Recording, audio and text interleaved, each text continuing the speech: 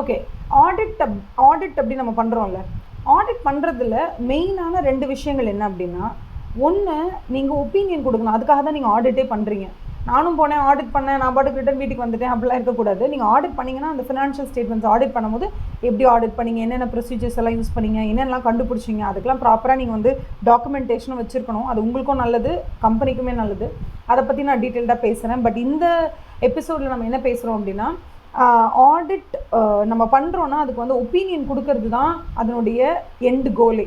So நம்ம சொல்லுவோம், நீங்கள் எதுக்காக நீங்கள் இதை பண்ணுறீங்க அப்படின்னு கேட்போம். அந்த மாதிரி ஆடிட்டை எதுக்காக நம்ம பண்ணுறோன்னா ஒப்பீனியன் கொடுக்கறதுக்காகத்தான் நம்ம பண்ணுறோம். ஸோ ஒரு ஆடிட் முடிச்சுட்ட உடனே நம்ம என்ன பண்ணணும்னா, நம்ம ஒப்பீனியன், அது வந்து என்ன ஒப்பீனியனாக இருந்தாலும் சரி, அந்த financial statements is reflecting true and fair view நீங்கள் சொன்னாலும் okay, it is not reflecting true and fair வியூன்னு சொன்னாலும் ஓகே, எதையாவது ஒன்று சொல்லணும். நீங்கள் அந்த இடத்துல உங்களோட ஒப்பீனியனை கொடுக்கணும். அதுக்காகத்தான் நீங்கள் ஆடிட் பண்ணுறீங்க. So to audit is to give the opinion. அதை மட்டும் நீங்கள் மறந்துடாதீங்க. ஆடிட்டுடைய எண்டு கோல் ஒப்பீனியன் கொடுக்கறது தான். ஓகேவா? So that's very important. So இந்த ஸ்னிப்பெட்டை மறக்காமல் ஞாபகம் வச்சுக்கோங்க. Okay, thank you so much, all the best.